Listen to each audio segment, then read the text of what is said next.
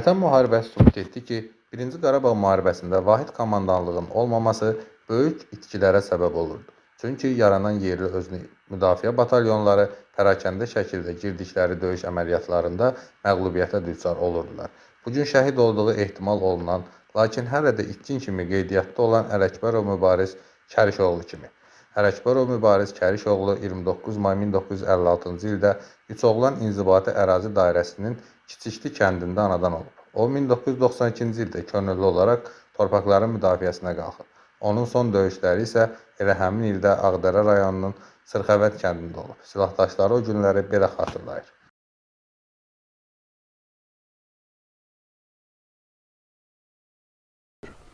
Allah şəhidlərimizə rəhmət eləsin. Onların yeri cənnət olsun. Qazilərimizə də can sağlığı versin. Prezidentimiz də sağ olsun ki, bugün bu yerə bizə göstərməkdə kömək oldu bizə. 1992-ci ilin iyun ayının 7-sində hərbi komissarlığının çağırışı ilə bizim uşaqları çağırışa çaldılar. Biz Zəngişalı məktəbində 7 gün orada qalandan sonra ayın 14-dən 15-nə keçən gecə bizi Sırxavəndə döyüş zonasına gətirdilər. Və səhər-səhər biz hamımız öz yerlərimizi tutduq və orada əvvəlcə bizə yol göstərən Azər adında oğlan var idi. Bizi tapşırdılar onlara ki, yəni bunun nəzarəti ilə hərəkət edin.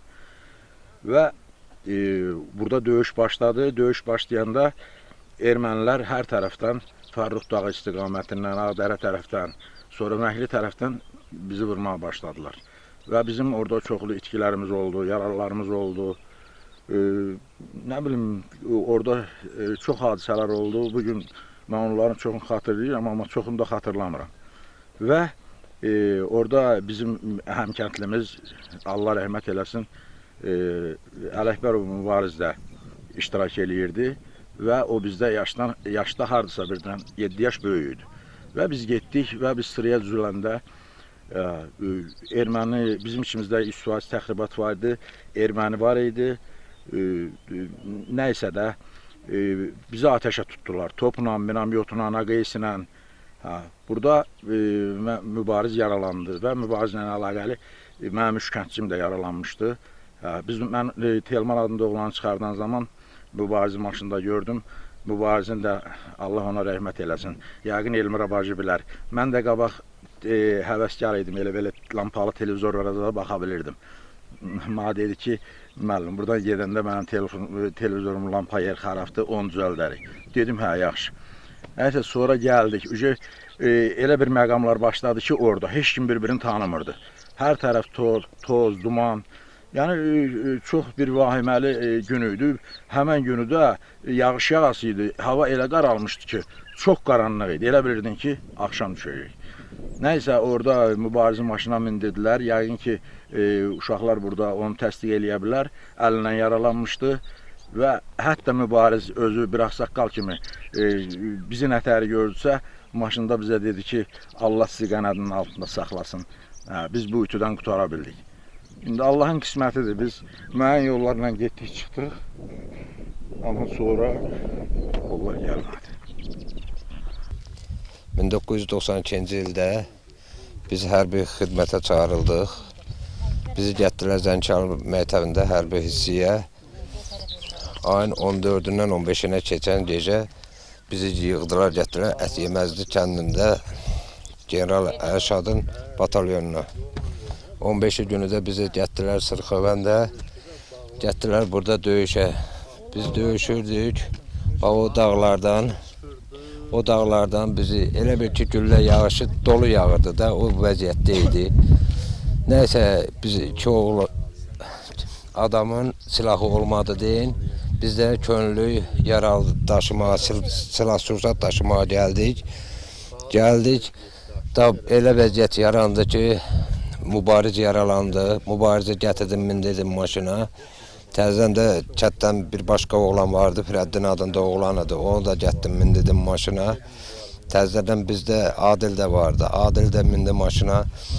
12 nəfər maşında adam olduq. Bir sürücü, bir müvəssestra, bir də biz.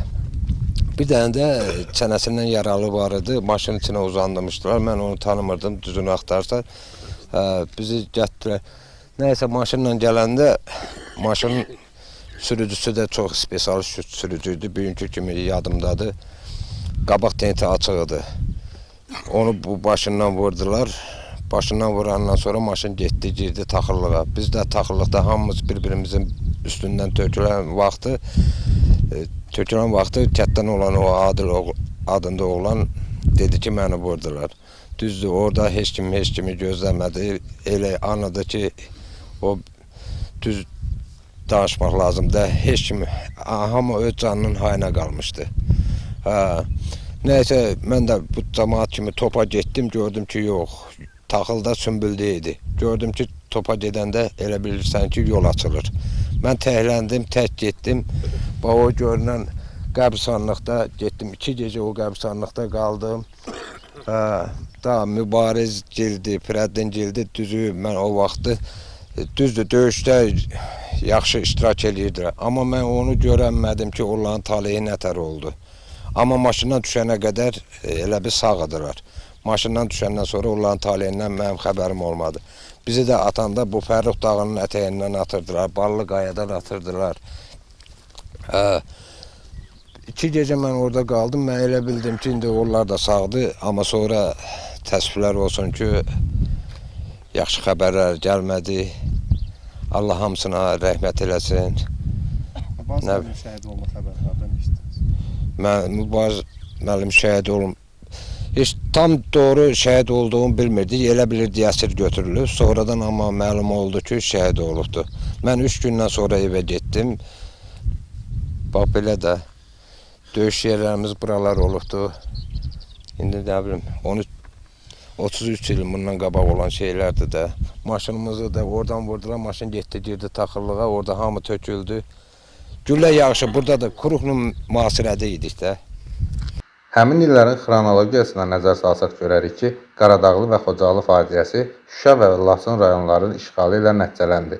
Uğur əldə etdiyini düşünən ermənilər döyüş meydanında varlığı böyük əhəmiyyət kəsb edən şəxsiyyətlərin ölüm fərmanını verdi. 1992-ci ilin təkcə iyun ayında Azərbaycan milli qəhrəmanları Allahverdi Bağırov, Çingiz Mustafayev və Şirin Mirzəyev şəhid oldu.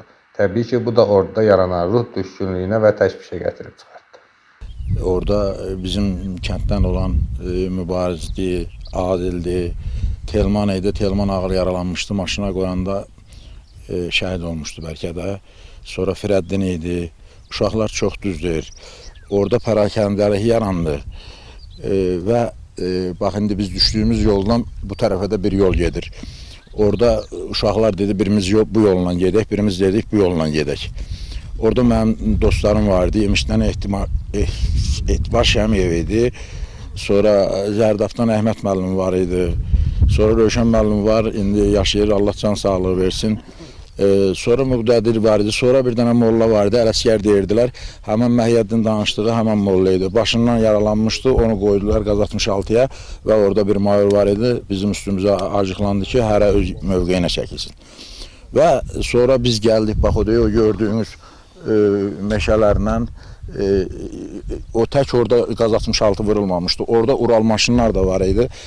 Sonra Qaz 69 maşınlar da vardı. Biz gəldik, hamısı da təmtəz idi. Amma tenti yox idi Qaz 69-un. Da insandır da, hamı canını qurtarmaq istəyir. Qaz 69-u saxladıq. Orada olanlar leytinant idilər. İkisi də mən mindiyim maşında. Bir 15 nəfər mindik. Bizi itələdilər, saldılar yerə. Amma tank vurulmuşdu lüləsindən. Onun yanında patron yeşiklər də onun yanında yerləşmişdi. Onun yanında bizim çoxlu şəhidlərimiz var idi. Sonra yaralılar var idi. Çoxu qulağından, burnundan, qolundan. Amma bizim yanımıza bir oğlan gəldi, düşdü orada. Dedi ki, bəs biz səhər-səhər orada düşəndə uşaqları yaxşı xatırlayar. Bir dənə qadın var idi, sarışın. Nadejda da deyirdilər, amma uşaqları biz maşına mindirəndə dedi ki, kimsə sərçə də dedi ona. Mən elə başa düşdüm orada. Biz səhər-səhər gedəndə bir stol qoymuşdu o qabağına. Nəysə orada qeyd eləyirdi. Allah Şirin Mirzəyevə qəni rəhmət eləsin. Şirin Mirzəyev olmasa itkilərimiz daha da ağır olardı. Artıq bütün dünya bilir ki, Ermənistan tərəfi heç vaxt müharibə qanunlarına əməl etməyib. 30 ildən çox müddət keçməsinə baxmayaraq, təəssüf ki, hələ də 1-ci Qarabağ müharibəsi dövründə itkin, əsir və girov düşmüş şəxslər barəsində dəqiq məlumatlar verməyib. Statistika göstərir ki, bu gün 4000 nəfərədək şəxsin taleyindən heç bir xəbər yoxdur. Həmin şəxslərdən biri olan Mübariz Ələkbərovun doğmaları bir gün onun qapıdan girəcəyinə inanmaq istəyir. Mənim yaşım az olmama baxmayaraq o vaxtı atama çox bağlı olmuşam, atam da mənə çox bağlı olub. İşə gedəndə də məni aparırdı özü ilə. Hara gedirdi, məni özü ilə aparırdı. Cəbhəyə də gedirdi.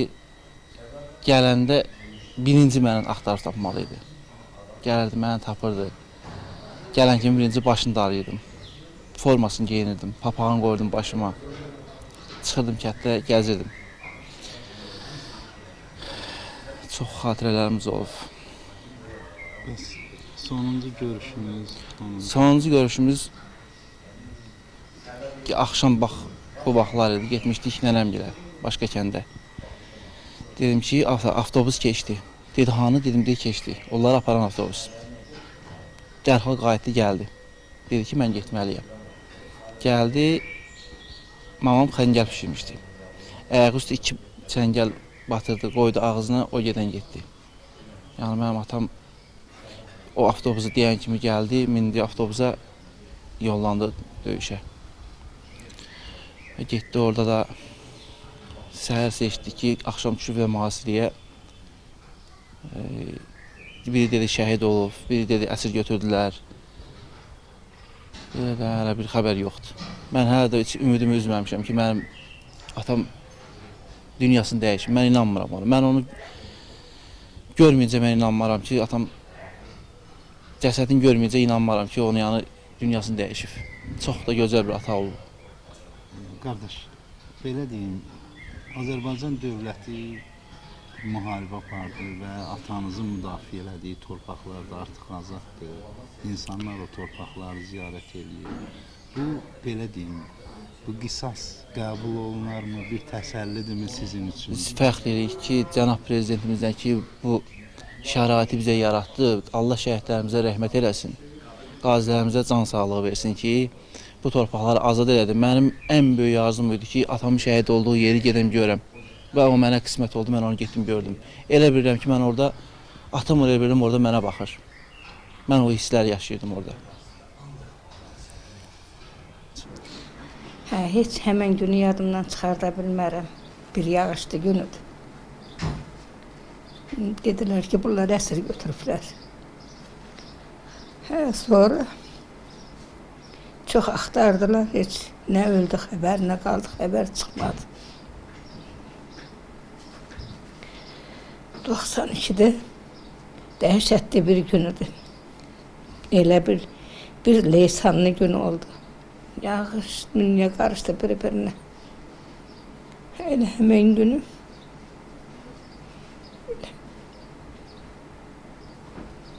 müharibə qutarandan sonra da yenə elə bil ki, ümidimiz vardı ki, güya əsirdi, ha vaxtsa qayıdacaq.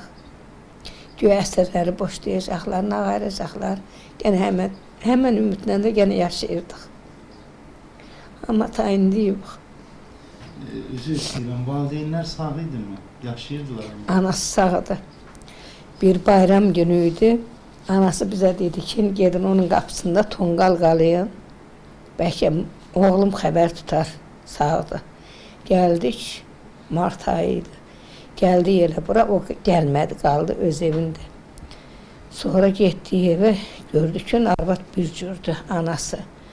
Həkim vədiyyətli elədik, dedi, ürək parça-parça olubdu. Cəmi 9 gün çəkdi, öldü.